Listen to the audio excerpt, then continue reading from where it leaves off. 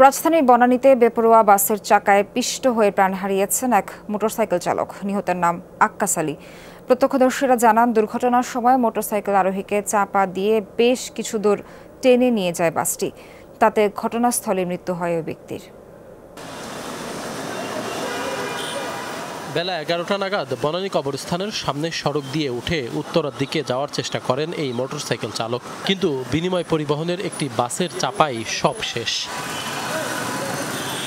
প্রত্যক্ষদর্শীরা জানান, প্রথমে বাসের ধাক্কায় পড়ে যান মোটরসাইকেল চালক, পরে তাকে বেশ কিছু দূর টেনে নিয়ে যায় বাসটি।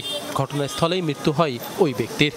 বিনিময় গাড়িরে আমি দেখলাম যে দূরত্ব আইতেছে, আসার পরে বিনিময় গাড়ি ব্রেকও নেই, না হওয়ার কারণে এই লোকটা তোলে পড়ে গেল। খালি দেখলাম ও মুহূর্তে নেই, শেষে তো বাইক নিয়ে ওইখান পর্যন্ত চলে গেছে, আর ওনার উপরে তো চাক্কাটা উঠে গেছে বিদায় ওনার তো ক্ষতিটা হয়েছে। বাইক সুইটা ওই যাত্রী নিচে পড়ে গেছে, নিচে পড়ে যাওয়ার পরে ব্রেক না করে বাইক কি করছে, বাস ড্রাইভার বাইক টান দিয়ে নিয়ে গেছে।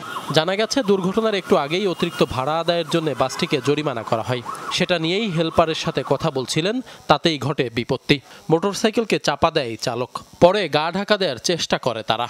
সিট থেকে পিছনে ঘুরে স্টাফের সাথে কথা বলতেছে, স্টাফ টাকা তুলতেছে, যাত্রীদের থেকে উনি কথা বলতেছে আর কি, যে যাত্রী পাইলে অবশ্যই গাড়ি দাঁড় করে যাত্রী তুলবা, এরকম একটা ইসের জন্য আর কি। এখানেই ওনারা জরিমানা খাইছে, মামলা খাইছে একটা কিছুক্ষণ আগে। তো উনি সময় পাইছিল, মোটামুটি অনেক সময় পাইছিল ব্রেক করার, বাট ওনার ইন্টেনশন ছিল না ব্রেক করার। গাড়ি গায়ে পড়ছে, পড়ার লগে লগে ফোন করতেছে, গাড়ি টাইনে নিয়ে যেতে, হুন্ডার নিচে হুন্ডার সহ।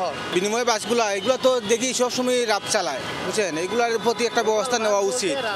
মরদেহের সাথেই পাওয়া ব্যাগ ও কাগজপত্র ঘেঁটে জানা গেছে, নিহতের নাম আক্কাস আলী। চাকরি করতেন এসকিউ গ্রুপ নামের একটি প্রতিষ্ঠানে।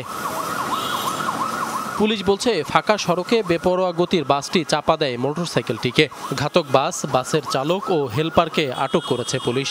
27 নম্বর রোড দিয়া গাড়িটা টার্নিং করে মোড় দিয়ে ঘুরে যাওয়ার সময় দ্রুত গতিতে বিনিময় বাস আইসা সজোরে ধাক্কা দেয়, সে ছিটকে পড়ে, বাস ওই যে আরোহীর উপর দিয়ে বাস চলে যায়।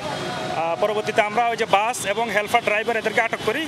ময়নাতদন্তের জন্য মরদেহ ঢাকা মেডিকেলের মর্গে রাখা হয়েছে। আশিক মাহমুদ, যমুনা নিউজ, ঢাকা।